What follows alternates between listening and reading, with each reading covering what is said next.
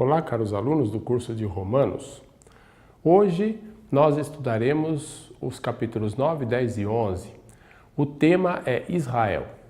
Depois que Paulo aborda o assunto sobre a culpabilidade humana geral de judeus, gentios e todo mundo, e também a grande, imensa graça de Deus que nós podemos experimentar sendo judeus ou gentios, graça de Deus que nós experimentamos por meio da fé, graça de Deus que nos justifica.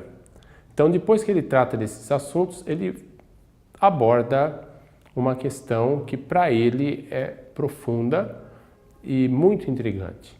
Ele desejaria ser separado para anunciar o evangelho aos judeus. Como fica a questão de Israel? Vejamos. O desejo de Paulo é ser separado para o seu povo. Isso está no capítulo 9, no versículo 1. Nós lemos: Digo a verdade em Cristo, não minto, testemunhando comigo no Espírito Santo a minha própria consciência. Tenho grande tristeza e incessante dor no coração, porque eu mesmo desejaria ser anátema, separado de Cristo, por amor de meus irmãos, meus companheiros segundo a carne. São israelitas, pertence-lhes a adoção e também a glória, as alianças, a legislação, o culto e as promessas. Deles são os patriarcas, e também deles descende o Cristo segundo a carne, o qual é sobre todos, Deus bendito para todos sempre. Amém. Então, eis aqui a lamentação de Paulo.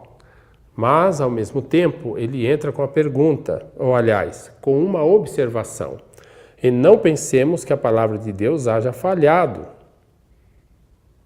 Será que a palavra de Deus falhou porque Israel, o povo eleito, rejeitou a palavra do Evangelho? É a pergunta.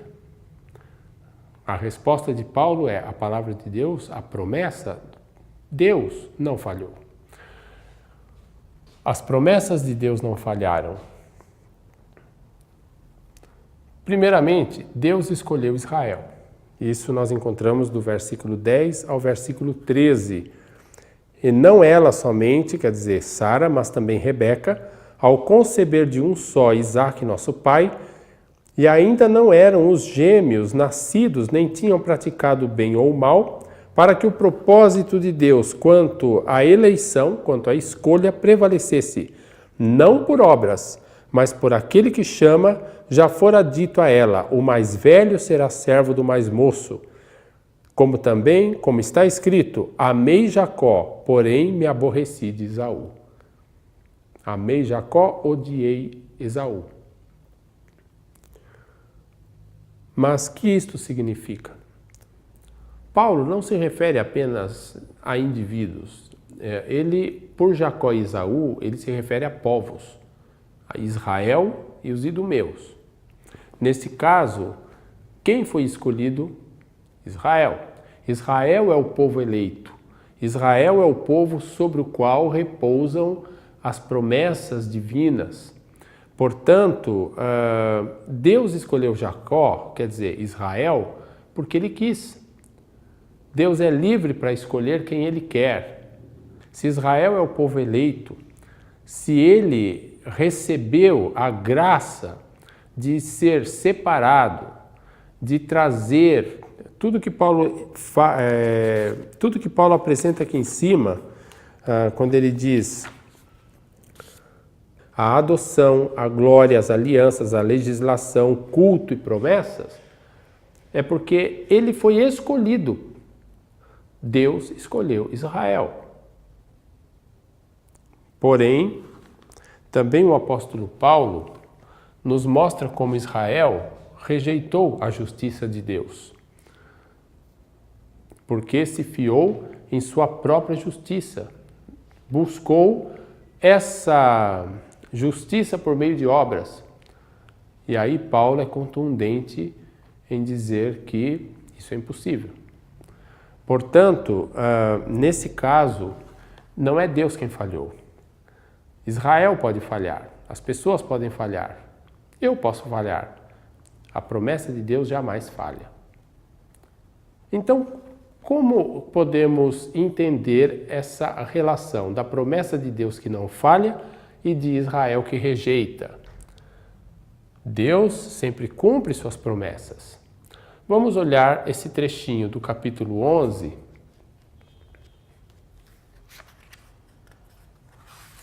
Capítulo 11, do versículo 2, aqui é um traço,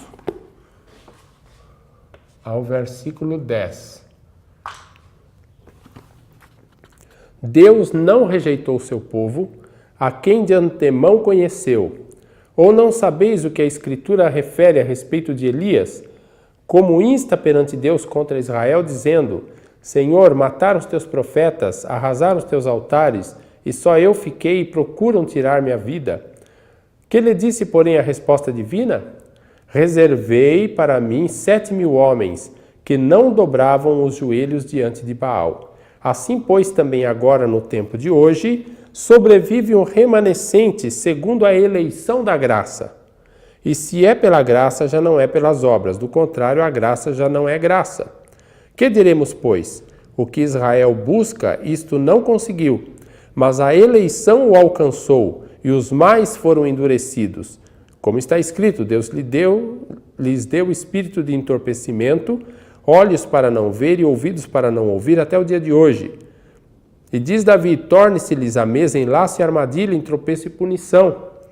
Escureçam-se-lhes os olhos para que não vejam, e fiquem para sempre encurvadas as suas costas. Então, Israel não creu, Israel não aceitou, mas a promessa de Deus continua valendo na semente, no remanescente. Existe um resto, um pequeno resto. O tema do resto, do remanescente, já está lá no profeta Isaías. Então, existe um resto, reservei 7.000 que não dobraram seus joelhos diante de Baal. E esse resto, assim é a minha leitura, né? Paulo se refere aos judeus que estão aceitando e acatando ao Evangelho. As promessas de Deus continuam valendo neles. Porém, as promessas de Deus também estendem-se para quem não é judeu. Aí entra no capítulo 11 a questão dos judeus e gentios de novo. Deus, ele escolheu Israel. E as promessas de Deus para Israel estão valendo. Mas agora elas se estendem, e ele cita Oséias para isso, elas se estendem para quem não é judeu. Não que haja dois povos, não há dois povos, Israel e a igreja. Existe um só povo de Deus.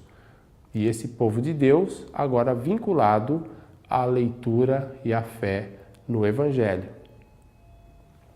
Por isso que mais adiante, Paulo diz que no fim, em termos bem escatológicos, todo Israel será salvo. Essa é a tônica, essa é a esperança, digamos, do apóstolo. Hoje temos o remanescente, aqueles judeus que estão aceitando o Evangelho e a palavra. Porém, são os poucos. No futuro, Paulo espera que todo Israel irá acatar a mensagem do Evangelho.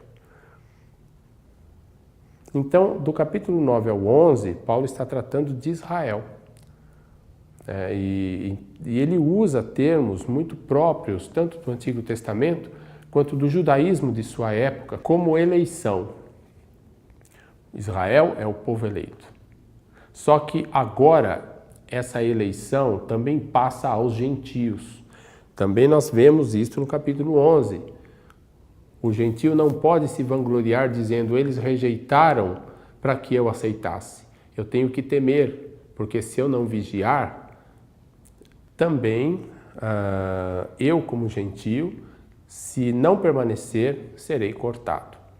Então, nesse sentido, não vejo em Paulo dois povos, vejo em Paulo um só povo que, sendo pecador, é alcançado pela graça e justificado pela fé, e esse um só povo, na verdade, é a continuidade, é composto de judeus e gentios, e é a continuidade do povo do Antigo Testamento e das promessas que nele repousam.